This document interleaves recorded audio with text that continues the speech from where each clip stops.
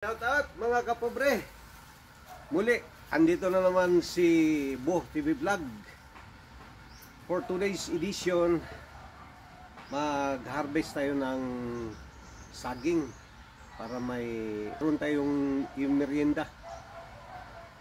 Para hindi na tayo bibili na kung ano yung mga bilihin dyan sa labas. Wala tayong pera, kailangan natin magtipid. So, i-consume natin yung andito lang sa ating backyard or dito lang sa palibot ng bahay natin, kasi may mga bunga naman yung mga saging. So harvestin natin ngayon, guys. Samahan ninyo ako. Mag-harvest tayo ng saging. Mag-harvest tayo ng saging para may merindahin tayo. Muli, andito na naman si Bo TV Vlog. Humingi ng counting favor sa inyo. Subscribe, like and share. Okay na ako dyan, guys. Ang aking mga video ay angkop sa totoo kong buhay. Hindi ako gumagawa ng mga video na hindi talaga naaayon sa aking tunay na pagkatao. Kaya guys, please support my YouTube channel, Bo TV Vlog. Nahirapan ako, guys, kasi piputulin ko yung saging malapit doon sa bunga niya para yung tumba niya andyan lang din sa puno niya papunta, hindi siya mapalayo, para medyo tipid sa space.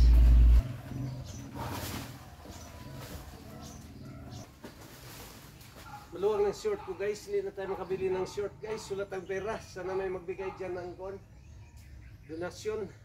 Alam nyo, guys, ang ginagawa ko pag magputol ako o mag-harvest ako ng saging, kukuha lang ako ng dalawang sipi, tapos iiwanan ko dyan. Pag may tao na dumaan na makakita niyan at gusto niyang kumuha, anytime pwede siyang kumuha. Ang ginagawa ko lang is magpaalam lang sila, sige, kuha kayo, open yan. At alam ko sa ganung paraan, kahit papano makabigay tulong tayo sa mga tao na nagugutom at gustong kumain ng saging. Yun lang. At sahin ko na lang, guys, kasi wala akong ibang gamit. Ito na lang nakita ko doon. So, dali.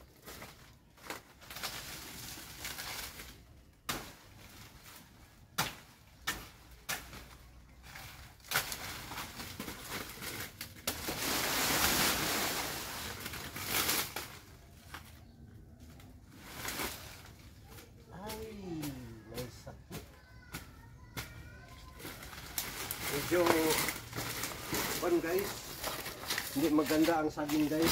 May sakit siya, guys. Hindi maganda, may sakit.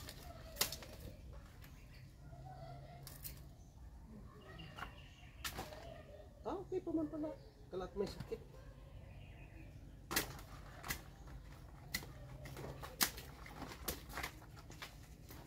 Dito lang ito. Yan. Kung mayroong kukuha ng iba, pwede sila magkuha. Open ito sa ibang tao, guys. Kasi sayang din yung sobra-sobra na hindi natin naubos. Mabuti pa yung ibang tao, makakain din sila. So ito lang kuha natin, dalawang sipi lang.